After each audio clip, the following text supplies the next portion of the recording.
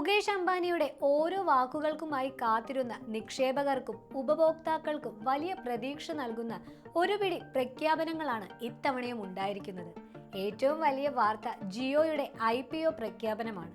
അതോടൊപ്പം ആർട്ടിഫിഷ്യൽ ഇന്റലിജൻസിൽ പുതിയ കമ്പനി, നിങ്ങളുടെ TV കമ്പ്യൂട്ടർ ആക്കുന്ന ജിയോ PC, 6G സേവനങ്ങൾ, അങ്ങനെ പോകുന്നു പ്രഖ്യാപനങ്ങളുടെ പട്ടിക.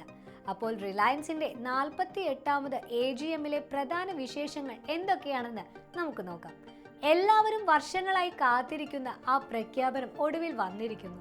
റിലയൻസ് ജിയോയുടെ IPO 2026ന്റെ ആദ്യ പകുതിയിൽ ഉണ്ടാകുമെന്ന് മുകേഷ് അംബാനി ഔദ്യോഗികമായി പ്രഖ്യാപിച്ചു. അതായത് ജിയോയുടെ ഓഹരികൾ സാധാരണക്കാർക്കും വാങ്ങാൻ അവസരം ലഭിക്കും. നിലവിൽ ജിയോയുടെ വരിക്കാരുടെ എണ്ണം 50 കോടി കടന്നതായും അദ്ദേഹം അറിയിച്ചു. ജിയോയുടെ വളർച്ച ടെലികോമിൽ ഒതുങ്ങുന്നില്ല. ആകാശ് അംബാനി വേദിയിലെത്തി നടത്തിയ പ്രഖ്യാപനങ്ങൾ വളരെ ആവേശകരമായിരുന്നു. ജിയോ PC, നിങ്ങളുടെ സാധാരണ ടിവിയെ ഒരു AI കമ്പ്യൂട്ടറാക്കി മാറ്റാൻ സഹായിക്കുന്ന ഉപകരണമാണ് ജിയോ PC. സെറ്റ് ടോപ്പ് ബോക്സിൽ ഒരു കീബോർഡ് കണക്ട് ചെയ്താൽ മതി, നിങ്ങളുടെ TV ഒരു കമ്പ്യൂട്ടർ പോലെ പ്രവർത്തിക്കും. ലോകത്തിലെ രണ്ടാമത്തെ വലിയ OTT ആപ്പായി ജിയോ ഹോട്ട്സ്റ്റാർ മാറി. ഇപ്പോൾ 60 കോടി ഉപഭോക്താക്കളുണ്ട്. ഇതിലെ ഏറ്റവും രസകരമായ പുതിയ ഫീച്ചർ, സിനിമ കാണുമ്പോൾ അതിലെ കഥാപാത്രങ്ങളുടെ സംഭാഷണം നിങ്ങൾക്ക് ഇഷ്ടമുള്ള ഭാഷയിലേക്ക് മാറ്റാൻ സാധിക്കും എന്നതാണ്. 6G സേവനങ്ങൾ 2030ഓടെ എല്ലാ ജിയോ ഉപഭോക്താക്കൾക്കും 6G സേവനങ്ങൾ നൽകാനാണ് ലക്ഷ്യമിടുന്നത്. ആർട്ടിഫിഷ്യൽ ഇന്റലിജൻസിനെ കാമധേനുവിനോടാണ് മുകേഷ് അംബാനി ഉപമിച്ചത്. ഈ രംഗത്ത് വലിയൊരു കുതിച്ചുചാട്ടത്തിന് റിലയൻസ് ഒരുങ്ങുകയാണ്.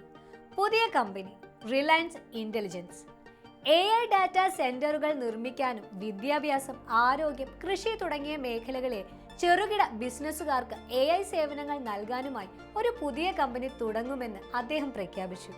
മെറ്റയുമായി സഹകരണം. ഫേസ്ബുക്കിന്റെ സ്ഥാപകനായ മാർക്ക് സക്കർബർഗും യോഗത്തിൽ ഓൺലൈനായി പങ്കെടുത്തു. ഇന്ത്യയിലെ ഓരോ വീട്ടിലും AI എത്തിക്കാൻ മെറ്റയും റിലയൻസും ഒരുമിച്ച് പ്രവർത്തിക്കുമെന്ന് അദ്ദേഹം പറഞ്ഞു. ഇഷ അംബാനി റിലയൻസ് റീറ്റെയിലിന്റെ വളർച്ചയെക്കുറിച്ച് സംസാരിച്ചു. രാജ്യത്ത് ചെറുകിട പലചരക്ക് കടകളെ കൂടി ഒപ്പം ചേർത്തായിരിക്കും റിലയൻസ് റീറ്റെയിൽസിന്റെ വളർച്ചയെന്ന് അവർ ഉറപ്പു നൽകി. റിലയൻസ് ഫൗണ്ടേഷന്റെ പ്രവർത്തനങ്ങളെക്കുറിച്ച് നിത അംബാനിയും സംസാരിച്ചു. 1100 അങ്കണവാടികളെ പഠന കേന്ദ്രങ്ങളാക്കി മാറ്റിയതായും IPLൽ മുംബൈ ഇന്ത്യൻസിനായി കളിക്കുന്ന ആദ്യത്തെ ആദിവാസി ക്രിക്കറ്റ് താരമായി റോബിൻ മിൻസ് മാറിയതായും അവർ പറഞ്ഞു. 2027ഓടെ കമ്പനിയുടെ വലുപ്പം ഇരട്ടിയാകുമെന്ന വലിയൊരു വാഗ്ദാനത്തോടെയാണ് മുകേഷ് അംബാനി തന്റെ പ്രസംഗം അവസാനിപ്പിച്ചത്. ചുരുക്കത്തിൽ ടെലികോം, റീറ്റെയിൽ രംഗത്തു മാത്രമല്ല, ആർട്ടിഫിഷ്യൽ ഇന്റലിജൻസിന്റെയും 6Gയുടെയും ലോകത്തും തങ്ങളുടെ ആധിപത്യം ഉറപ്പിക്കാനാണ് റിലയൻസ് ലക്ഷ്യമിടുന്നത്. ഈ പ്രഖ്യാപനങ്ങളെക്കുറിച്ച് നിങ്ങൾക്ക് എന്ത് തോന്നുന്നു?